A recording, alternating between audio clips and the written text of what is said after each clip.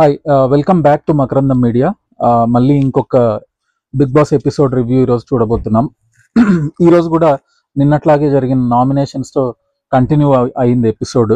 So first వచ్చేసి ఆదిత్య ఓం వచ్చాడు nominate చేయడానికి. ఆదిత్య ఓం వచ్చి పృథ్వీరాజ్ని అండ్ శేఖర్ భాషని నామినేట్ చేశాడు. ఇక్కడ శేఖర్ భాషను ఆదిత్య ఓం నామినేట్ చేయడం సర్ప్రైజ్ అనే చెప్పొచ్చు. ఎందుకంటే ఇద్దరు దొందేలాగా, ఇద్దరు చాలా జిగిరి దోస్తుల్లాగా గడిచిన 3 రోజుల నుంచి కలిసిమెలిసి తిరుగుతున్న శేఖర్ భాష, ఆదిత్య ఓం వాళ్ళు నామినేట్ చేస్తారని నేనైతే ఎక్స్పెక్ట్ చేయలేదు.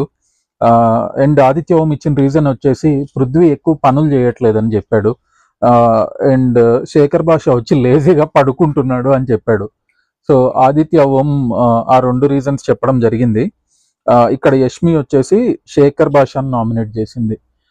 చీఫ్ యష్మి నైఫ్ తీసుకొని శేఖర్ భాషను నామినేట్ చేసింది. తర్వాత కిరాక్ సీత వచ్చి ప్రేరణ అండ్ బేబక్కను నామినేట్ చేసింది. సో ప్రేరణ వచ్చి ఒక ఆర్గ్యుమెంట్ జరిగింది. ఆర్గ్యుమెంట్ అంటే ఎప్పుడైతే నిఖిల్ చీఫ్గా ఎలెక్ట్ అయ్యాడో అప్పుడు అందరికీ వర్క్స్ అసైన్ చేస్తున్నాడు అనమాట. ఆ వర్క్స్ అసైన్ చేస్తున్నప్పుడు ఒక సుపీరియర్ మాట్లాడుతున్నారు, మీరంతా ఈగోల్ పక్కన పెట్టి వినండి అని చెప్పి ప్రేరణ అనిందంట. ఆ పాయింట్ తీసుకొని కిరాక్ సీత ప్రేరణను నామినేట్ చేయడం జరిగింది. అండ్ బేబక్క వచ్చి చికెన్ ఆలూ కర్రీ చేసిందని చెప్పి కిరాక్ సీత నామినేట్ చేసింది. సో ఇక్కడ పాయింట్ ఏంటంటే బేబక్క చెప్పే పాయింట్, నాన్ వెజిటేరియన్ వాళ్ళకు చికెన్ ఉంది అండ్ వెజిటేరియన్ వాళ్ళకు ఓన్లీ పప్పు ఉందంట. వీళ్ళు ఈ పప్పుతో మన తుప్పు వదలగొడుతున్నారు. సో ఓన్లీ పప్పు ఉంది కాబట్టి వాళ్ళ కోసం ఆలు చేశాను అని చెప్పి బేబక్క చెప్తుంది. బట్ అది తీవ్రమైన ఖండించదగిన తప్పు అని చెప్పి కిరాక్ సీత బేబక్క నామినేట్ చేసింది. అండ్ ఇక్కడ కిరాక్ సీత డైలాగ్ కూడా ఏంటంటే, ఉన్న పూట తింటాము, లేని పూట గమ్మునుంటామని చెప్పింది. అండ్ నైనిక ఏమో బేబక్కను నామినేట్ చేయడం జరిగింది. సో చీఫ్గా ఉన్న నైనిక బేబక్కను నామినేట్ చేసింది. నెక్స్ట్ విష్ణు వచ్చాడు. విష్ణుప్రియ వచ్చింది.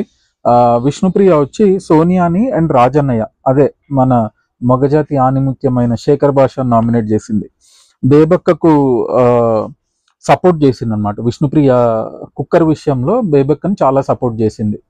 సో ఎక్కడికైనా కొత్తగా వెళ్ళినప్పుడు కొత్తగా ఉండే కుక్కర్ను వాడడం చాలా కష్టం, నేనైనా కుక్కర్ ఎట్లా వాడాలో తెలియలేదు నాకు అని చెప్పి మాట్లాడడం జరిగింది. సోనియాను నువ్వు బేబక్కని టార్గెట్ చేయడం కరెక్ట్ కాదని విష్ణుప్రియ సోనియాకి చెప్పింది. సోనియా ఇప్పటికి కూడా అదే మైండ్ సెట్లో ఉంది, ఆమె చేయకుంటే వేరే వాళ్ళకి చెప్పింటే చేసేవాళ్ళము, అది ఆఫ్టర్ ఆల్ పప్పు. అండ్ విష్ణుప్రియ చెప్పడం అది చాలా ఎమ్మీగా టేస్టీగా వచ్చింది అని చెప్తుంది. సో అది ఆఫ్టర్ ఆల్ పప్పు, ఇంకా వదిలేస్తే బాగుంటుందేమో ఈ పప్పు గురించి. ఇంకొకటి, మామూలుగా బిగ్ బాస్ లో ఆ కుక్కర్స్ ఇవన్నీ స్పాన్సర్స్ చేస్తారు ఎవరన్నా. సో కుక్కర్ ఏ ప్రెస్టేజ్ వల్ల, బటర్ఫ్లై వల్ల స్పాన్సర్ చేసి ఉంటారు. మీకు పాజిటివ్ ఎంత జరుగుతుందో తెలియదు కానీ ఈ బిగ్ బాస్ సీజన్ లో మీ కుక్కర్ కొనాలంటే మాలాంటి వాళ్ళు 1-2 సార్లు ఆలోచిస్తారు ఇప్పుడు. ఎందుకంటే మీ ఒక్క కుక్కరు చేసిన దరిద్రం వల్ల 3 రోజులు మాకు తలకాయ నొప్పి పట్టుకునేది. నామినేషన్ లో ప్రతి ఒక్కడు పప్పు అంటాడు. అండ్ తెనాలి డబుల్ హార్స్ మీరు సుమన్ పెట్టుకుని ఉండొచ్చేమో మీ సేల్స్ పెంచుకోవడానికి. ఇట్లాంటి ప్రోగ్రామ్ స్పాన్సర్ చేస్తే మీ పప్పు మాడిపోయింది అని చెప్పి వీళ్ళు 3 రోజుల నుంచి చేస్తున్నారు. మాటి వాళ్ళు మేబీ ఎడిట్లో అన్నా ఇంక ఈ పప్పు కూడా తీసేస్తే మేము కొంచెం ఉపశమనం పొందుతాము. అండ్ నెక్స్ట్ నామినేషన్ వచ్చేసి అభయ్ నవీన్ చేశాడు. అభయ్ నవీన్ మణికంఠను బేబక్కను చేశాడు. అభయ్ నవీన్ చాలా కరెక్ట్గా మాట్లాడుతున్నాడు అని నాకు అనిపించింది. సో మణికంఠ ఏంటంటే ఒకటే టాంజెంట్లో పోతున్నాడు. తన ఫ్లాష్ బ్యాక్ అంటాడు, నేను స్ట్రగుల్ అంటాడు. అది ఒక వరకు మనం ఎంఫసైజ్ చేసుకొని కొద్దిగా ఉండొచ్చు, లైక్ మనకు కూడా ఎక్కడో సాఫ్ట్ కార్నర్ పడి ఉంటుంది. బట్ అతను ఇంకా నాకు అదే చెప్తూ ఎవరికైనా విసుగు వస్తుంది. ప్రతి ఒక్కరికి ఉంటుంది ఒక ఫ్లాష్ బ్యాక్, ఒక పాస్ట్ అనేది ఉంటుంది, ఒక సాడ్ పార్ట్ అనేది ఉంటుంది. అవన్నీ మర్చిపోయి ముందుకెళ్ళాలి, అంతేగాని అదే పట్టుకొని తిరుగుతా అంటే కుదరదు. అదే చెప్తున్నాడు అబ్బాయి, నువ్వు ఆ బ్యాగేజ్ పట్టుకొని వస్తున్నావు, ఆ బ్యాగేజ్ ఉంది, ఆ బ్యాగేజ్ తీసేయాలి. మనం ఇక్కడ వచ్చింది గేమ్ ఆడడానికి, గేమ్ ఆడాలి, అంతేగాని నా ఫ్లాష్ బ్యాక్ అని చెప్పుకుంటూ వెళ్తే కుదరదని చెప్పి అభయ్ నవీన్ చెప్పాడు మణికంఠకి. అండ్ ఇక్కడ వచ్చేసి యష్మి నామినేట్ చేసేసింది మణికంఠని. నెక్స్ట్ ప్రేరణ వచ్చింది. ప్రేరణ వచ్చి మణికంఠను అండ్ సోనియాను నామినేట్ చేసింది.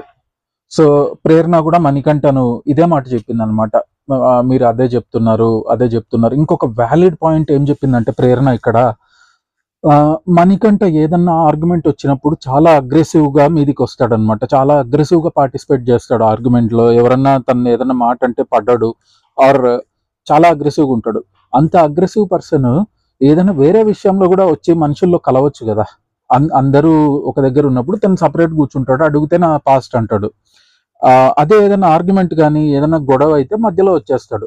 సో ఇది ప్రేరణ చాలా కరెక్ట్ గా పాయింట్అవుట్ చేసింది. అండ్ ఈ మూమెంట్ లో మణికంఠ బ్రేక్ డౌన్ అయిపోయాడు. సో అతను ఏడ్చాడు, ఏడుస్తూనే ఉన్నాడు.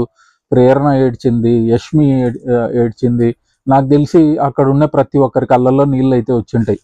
అంత ఎమోషనల్ అయిపోయాడు మణికంఠ ఇక్కడ. అయ్యాక మణికంఠ వచ్చి విష్ణుప్రియని అండ్ శేఖర్ భాషని నామినేట్ చేశాడు. శేఖర్ భాషకు మణికంఠకు కూడా ఇక్కడ ఒక గమ్మత్తైన ఒక ఆర్గ్యుమెంట్ జరిగింది. సో శేఖర్ భాష ఇంట్లో పడుకున్నాడు అనమాట.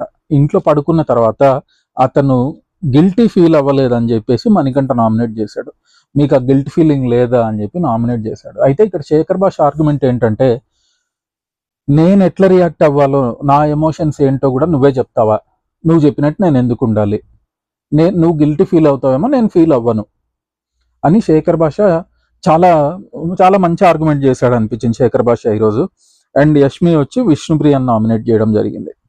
నెక్స్ట్ పృథ్వీ వచ్చి బేబక్కని అండ్ మణికంఠన్ నామినేట్ చేశాడు. మణికంఠన్ ఆల్మోస్ట్ అందరూ సేమ్ రీజన్తో నామినేట్ చేస్తున్నారనమాట. ఏమనంటే అదే ఆ ఎమోషనల్ గేమ్ ఆడాలనుకుంటున్నావు, ఎమోషనల్ కార్డు, సింపతి కార్డు దిగాలనుకుంటున్నావు అని చెప్పి చేస్తున్నాడు అనమాట.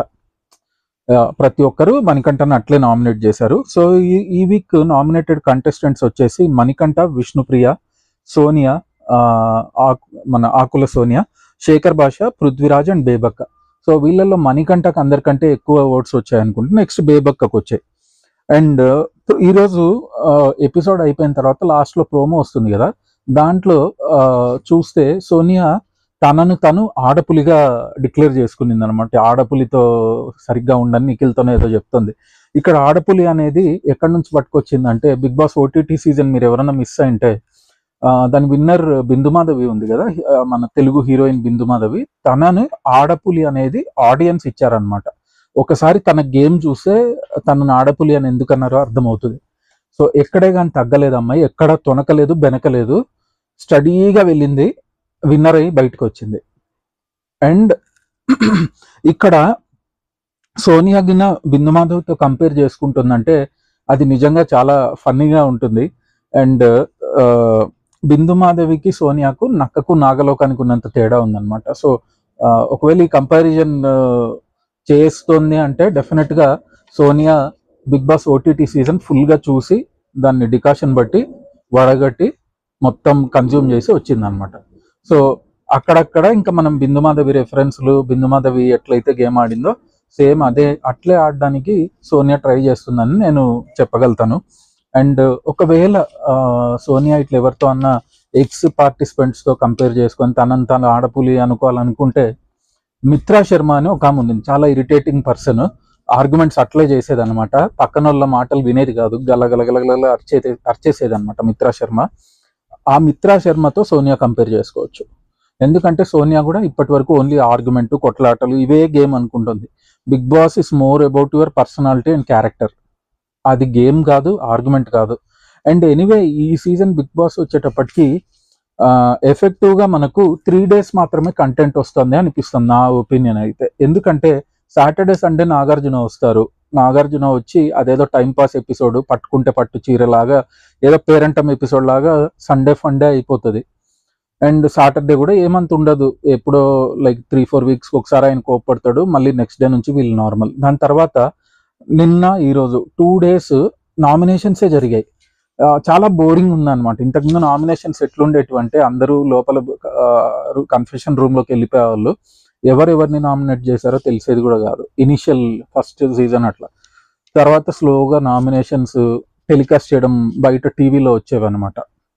లోపల వాళ్ళ రూమ్లో ఏం చెప్తున్నారు అనేది బయట కంటెస్టెంట్స్ అందరూ చూసుకునేవాళ్ళు. ఇప్పుడు వీళ్ళు కొద్దిగా ఎక్కువ స్క్రీన్ స్పేస్ ఇవ్వాలి ప్రతి ఒక్కరికి, లేదా కాంటెంట్ తగ్గుతుందో తెలీదు.